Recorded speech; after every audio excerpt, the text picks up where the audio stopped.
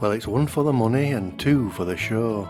For a big lad he's quite slinky, bobbing, cool and slow.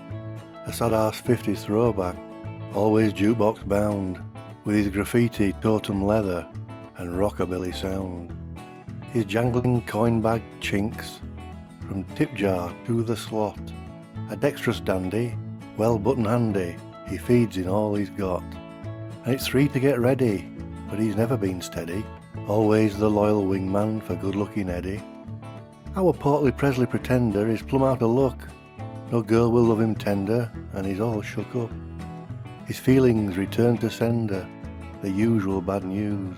It's a slap in the face, and his blue suede shoes.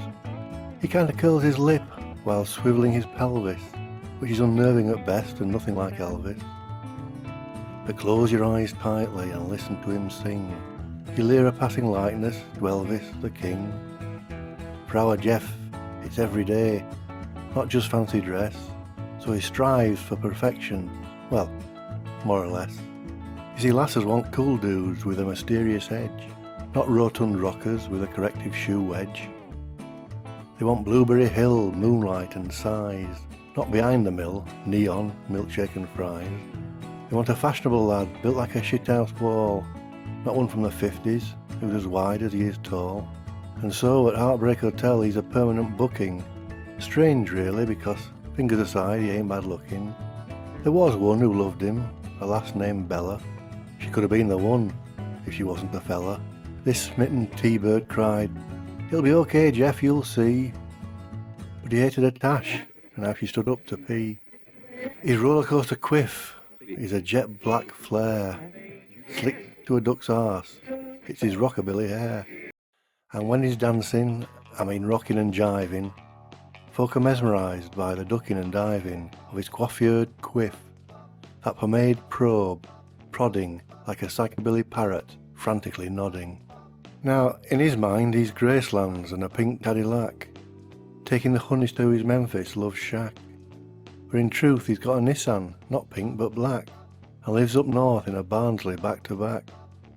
But folk will say, don't be cruel, he does no harm, with his man boobs and fingers like a baby's arm.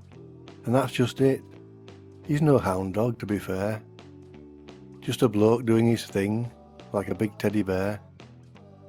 You could knock him down and step on his face, or just slander his name all over the place. But he'd carry on, ignoring suspicious minds, leaving one to take him, just as one finds. Now, of course he loves his job.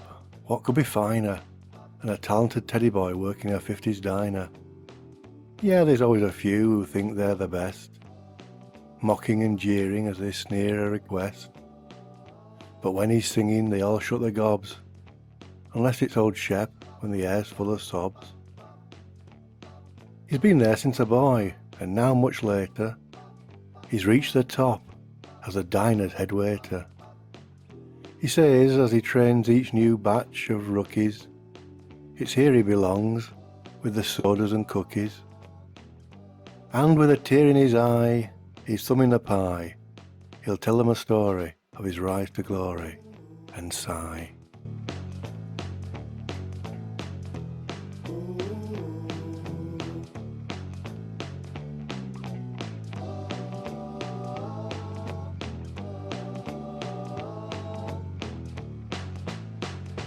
Thank you very much.